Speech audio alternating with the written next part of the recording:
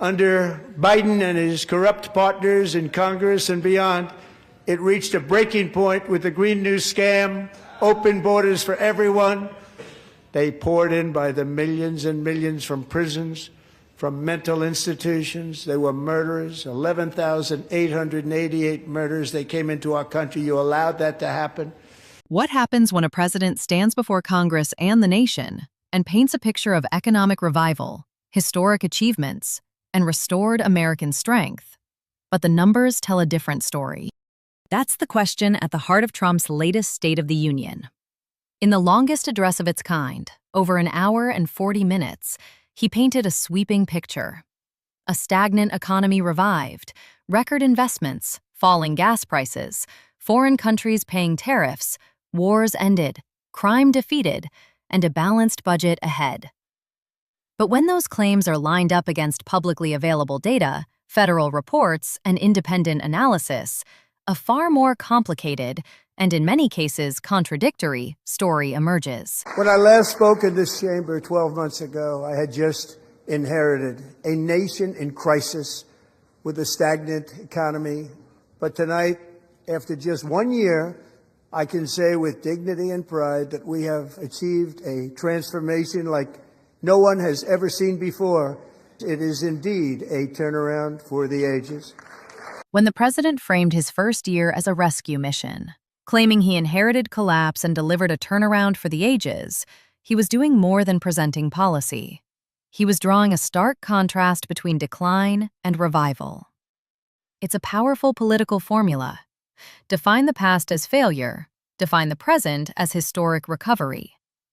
But the economic record tells a more tempered story. Growth last year came in at 2.2%. That's steady, but it's also lower than growth in any year of the Biden presidency, including 2.8% in 2024 before Trump returned to office. That comparison matters because a turnaround for the ages suggests acceleration, not deceleration. At the same time, unemployment moved up from 4.0% to 4.3%, briefly reaching 4.5%. Again, not a collapse, but not a surge either.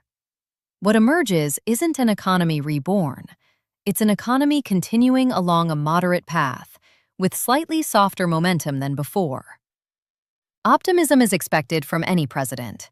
But when the scale of the claim outpaces the scale of the data, the gap is where credibility starts to erode. More Americans are working today than at any time in the history of our country. And 100% of all jobs created under my administration have been in the private sector. Trump boasts that more Americans are working now than ever before, and that all job growth under his administration comes from the private sector. On the surface, that sounds impressive. Total employment is indeed at a record high. But context matters. The U.S. population grows every year, naturally pushing up employment numbers. When we look deeper, key measures like the employment-population ratio have actually dipped, and labor force participation barely budged. And while he frames 2025 as a banner year, the economy only added 181,000 jobs, far below the usual 1.5 to 2.5 million in a typical year. The headline is flashy. The story underneath is far less spectacular. In 4 long years, the last administration got less than $1 trillion in new investment in the United States. And when I say less, substantially less.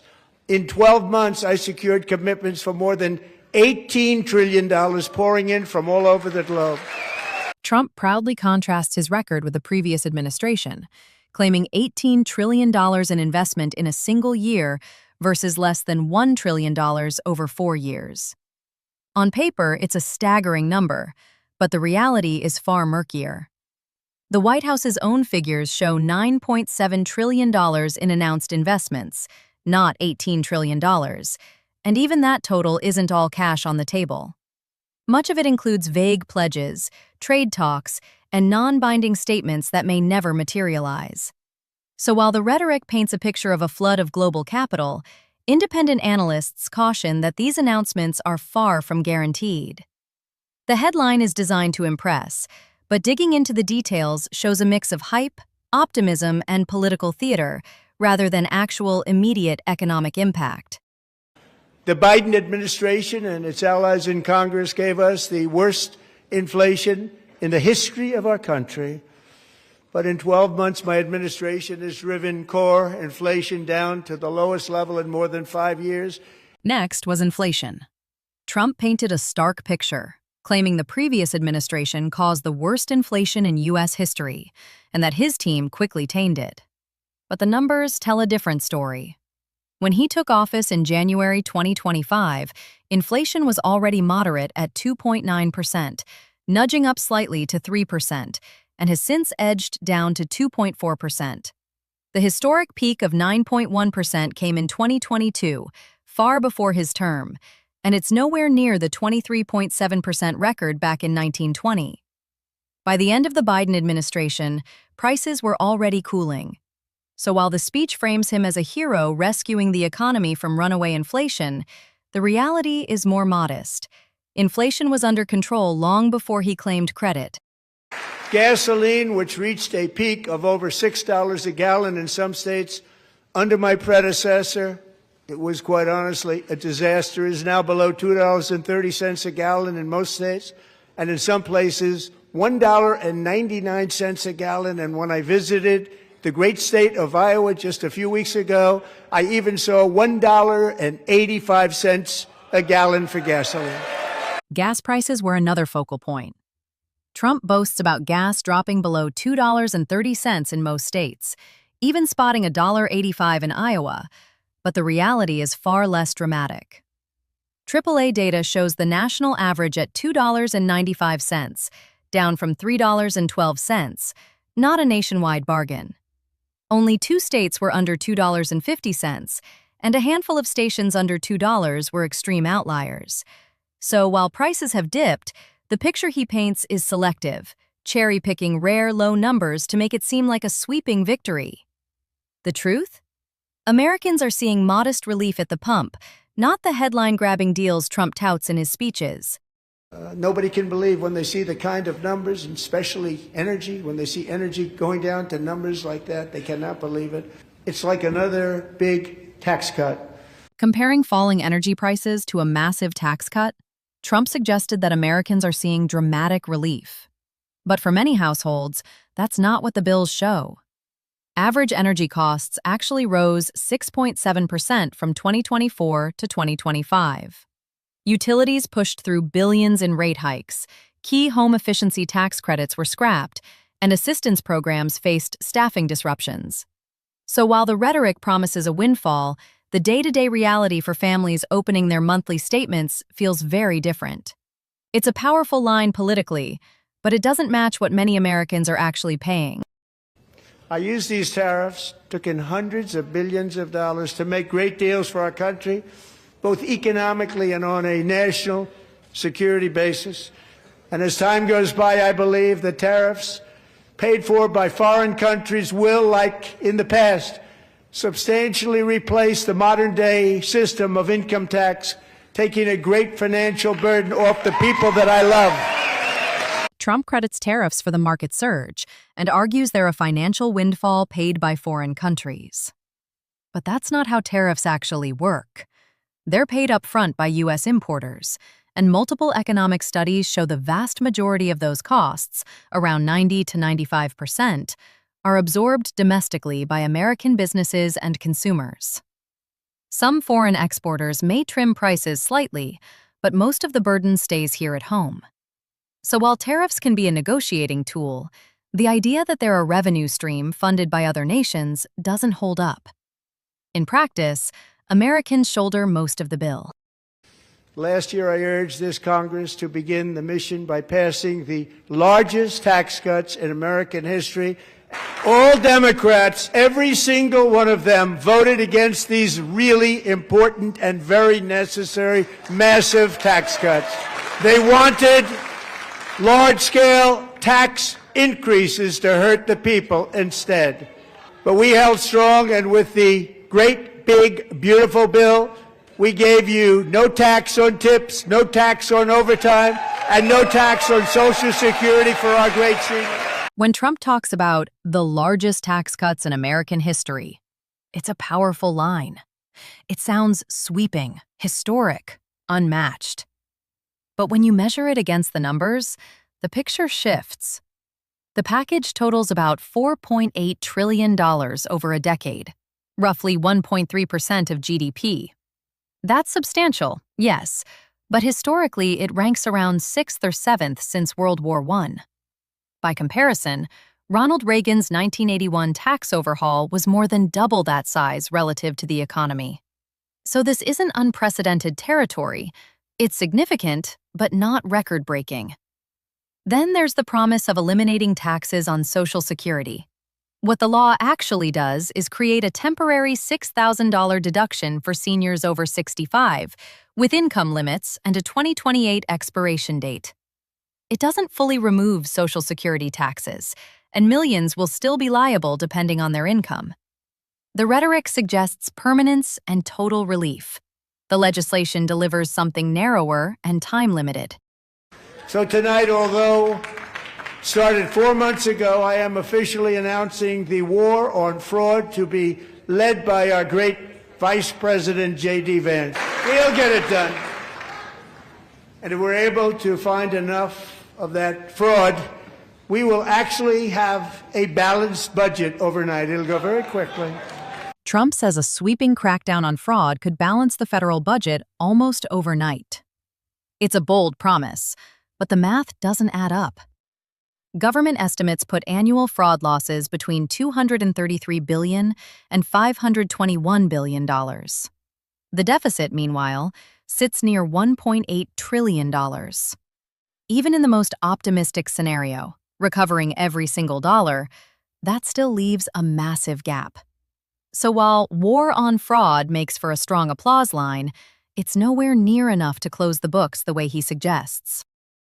Under Biden and his corrupt partners in Congress and beyond, it reached a breaking point with the Green New scam, open borders for everyone. They poured in by the millions and millions from prisons, from mental institutions. They were murderers, 11,888 murders. They came into our country. You allowed that to happen. Immigration is where the rhetoric really ramps up. Trump claims nearly 12,000 murderers were allowed into the country under the Biden administration. But that figure refers to non-citizens on ICE's non-detained docket who have homicide convictions at some point, often years after arriving. It includes individuals who entered over decades, even during Trump's own first term, and many who are currently serving prison sentences. It's not a snapshot of convicted killers casually released at the border. The number sounds shocking, and that's the point, but the context tells a far more complicated story than the speech suggests.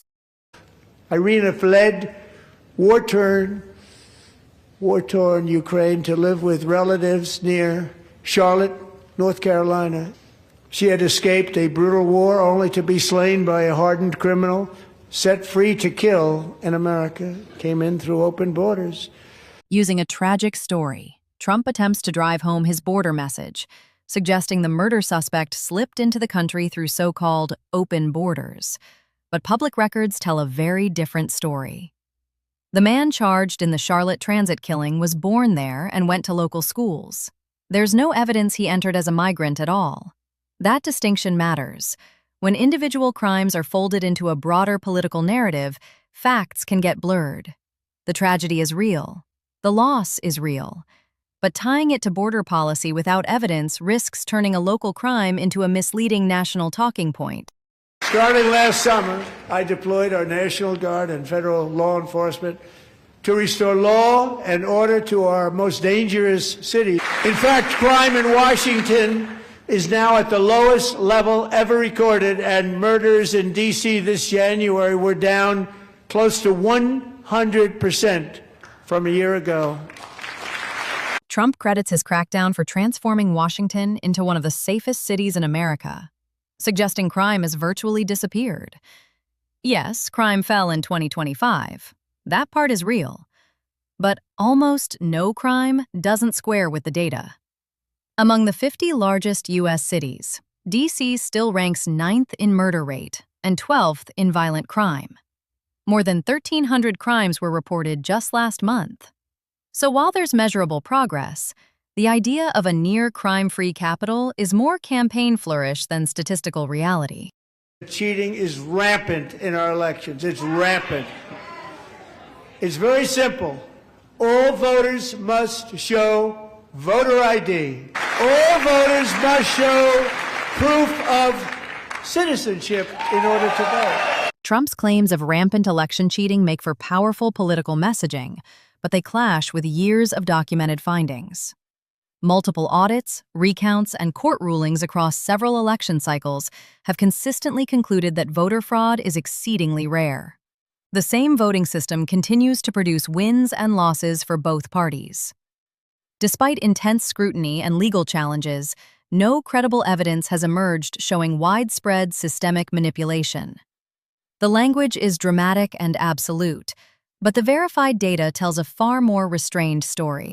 In my first 10 months, I ended 8 wars, including Cambodia and Thailand, Pakistan and India. Would have been a nuclear war. 35 million people said the Prime Minister of Pakistan would have died if it were not for my involvement. Kosovo and Serbia, Israel and Iran, Egypt and Ethiopia, Armenia and Azerbaijan, the Congo and Rwanda, and of course the war in Gaza. Trump claims he ended 8 wars in his first 10 months, highlighting conflicts from Cambodia to Gaza. But the reality is more nuanced. Many of the wars he lists were actually diplomatic disputes, ceasefires, or tensions, rather than active combat. Some conflicts, like in Rwanda or between Thailand and Cambodia, flared up again after temporary pauses. While he has played a role in mediation and negotiation, framing these situations as fully ended wars inflates the impact. The headline sounds bold, but the reality is far less dramatic. And NATO countries are friends and allies. They are. They're our friends and they're our allies. Have just agreed, at my very strong request, to pay 5% of GDP for military defense rather than the 2%, which they weren't paying. We were paying for almost all of NATO. And getting that 5% was something which everyone said would never be done, could not happen. We got it really easily. Trump claims the U.S. was footing nearly the entire NATO bill, and that allies are now paying 5% of GDP. The numbers tell a different story. In 2024, U.S. spending made up about 63% of NATO's defense budget, a significant share but far from almost all. And while Trump highlights a 5% target, no member had actually reached it by mid-2025. The commitments are long-term goals stretching to 2035. So the speech dramatizes a victory that hasn't materialized yet. It's less about immediate results and more about shaping a narrative of American leadership forcing allies to step up. I'm also ending the wildly inflated cost of prescription drugs like has never happened before. Other presidents tried to do it, but they never could. They were all talk and no action, but I got it done. Framing himself as a trailblazer on prescription drug costs, Trump claimed past presidents tried and failed while he got it done. But the reality is more nuanced. The Inflation Reduction Act under Biden already tackled many of the issues Trump highlights, capping insulin for Medicare patients at $35 a month, limiting seniors' out-of-pocket costs to $2,000 annually, and allowing Medicare to negotiate prices for expensive drugs. Some of those negotiated reductions are already in effect. By contrast, Trump's efforts, like voluntary agreements with drug companies or a self-pay platform, mostly affect uninsured patients and often focus on medications that already have generics available. So while his rhetoric portrays the U.S. as a decisive leader forcing action where others faltered, the actual impact on everyday Americans, especially those with insurance, is limited. On their own, Trump's claims might sound like typical political bravado, but taken together, they form a story of numbers stretched, history simplified, and bold promises racing ahead of reality. A State of the Union is meant to inspire, sure, But it also carries the weight of authority. When he cites $18 trillion in investment or foreign countries footing America's bills, those figures shape what the public believes. Speeches can spin, but democracy runs on facts. The reports are out there, the numbers are public, and in the end, it's the data, not the applause lines, that tell the real story.